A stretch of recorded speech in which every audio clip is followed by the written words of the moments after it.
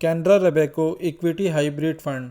यह फंड एक aggressive hybrid category का फंड है। सबसे पहले इस फंड के पास रिटर्न पर एक नज़र डालते हैं।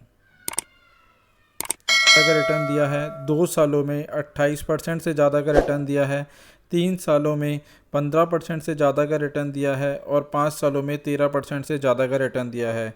वहीं अगर इसकी कैटेगरी की बात करें तो कैटेगरी ने 1 साल में 15% से ज़्यादा का रिटर्न दिया है, 2 सालों में 31% से ज़्यादा का रिटर्न दिया है, 3 सालों में 13% से ज़्यादा का रिटर्न दिया है और 5 सालों में 11% से ज़्यादा का रिटर्न दिया है। तो आप देख सकते हैं इसने अपनी कैटेगरी को ज़्यादातर टाइम बीट किया है, तो इस लिहाज से यह फ़ंड एक अच्छा फ़ंड हो सकता है इन्वेस्टमेंट के लिहाज से।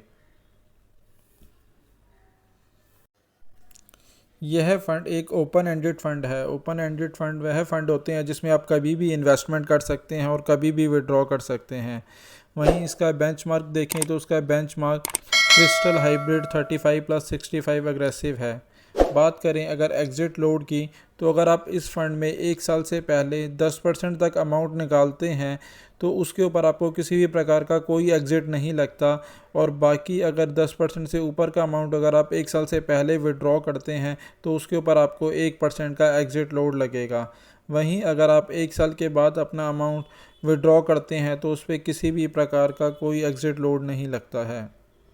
तो एसआईपी के केस में आप 1000 रुपये से इन्वेस्टमेंट की शुरुआत कर सकते हैं। वहीं लमसम के केस में आप 5000 रुपये से इन्वेस्टमेंट की शुरुआत कर सकते हैं। यह फ़ंड 93 में लॉन्च हुआ था और इस फ़ंड का अभी तक का जो एसेट अंडर मैनेजमेंट है वह है 7387 करोड़ रुपए।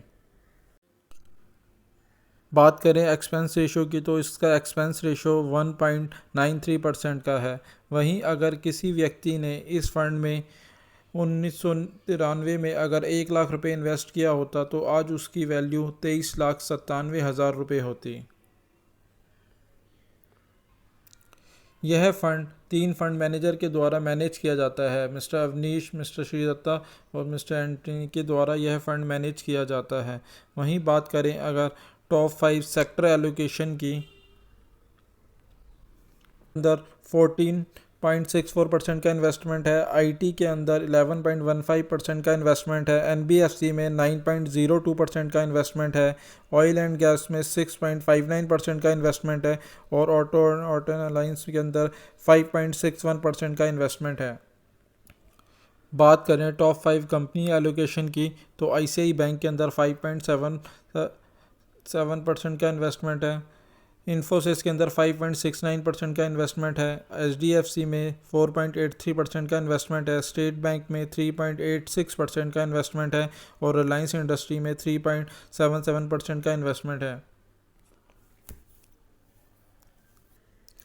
वहीं बात करें इन्वेस्टमेंट की, तो सबसे ज़्यादा इसमें लार्ज कैप के अंदर इन्वेस्टमेंट है। लार्ज कैप के अंदर 16.79% का इन्वेस्टमेंट है। वहीं मिड कैप के अंदर 11.74% का इन्वेस्टमेंट है और डेब्ट और अदर इंस्ट्रूमेंट के अंदर 27.44% का इन्वेस्टमेंट है। तो आप देख सकते हैं इस फंड के अंदर तीनों ही सेक्टरों के अंदर इन्वेस्टमेंट किया गया है। जो वहीं अगर आप इस फंड में इन्वेस्टमेंट करने की सोच रहे हैं तो इन्वेस्टमेंट से पहले एक बार अपने फाइनेंशियल एडवाइज़र से सलाह ज़रूर ले लें।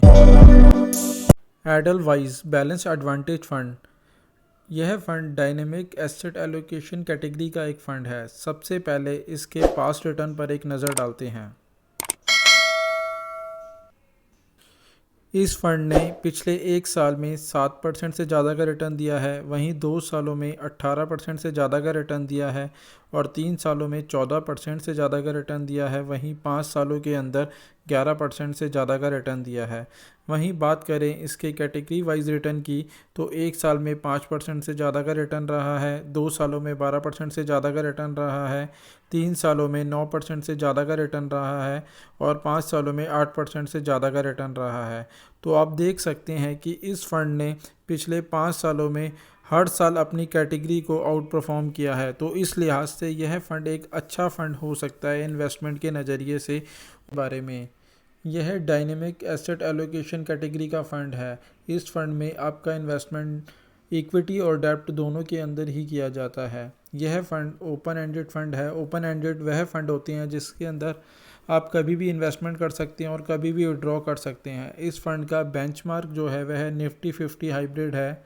साथ ही साथ बात करें इस फ़ंड में एग्ज़िट लोड की, तो इसके अंदर यदि आप 1 साल से पहले अपना अमाउंट 10% तक विड्रॉ करते हैं तो उस केस में कोई भी एग्ज़िट लोड नहीं है, और अगर आप उससे ऊपर कुछ भी एग्ज़िट करते हैं तो उसके ऊपर आपको 1% का एग्ज़िट लोड देना पड़ेगा यदि आप 1 साल से पहले विड्रॉ करते हैं।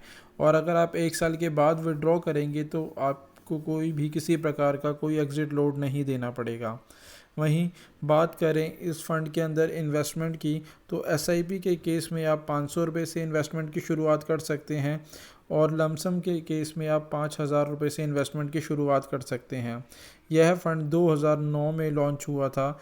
वहीं इस फ़ंड का अभी तक का जो एसेट अंडर मैनेजमेंट है वह है 7472 करोड़ रुपए का।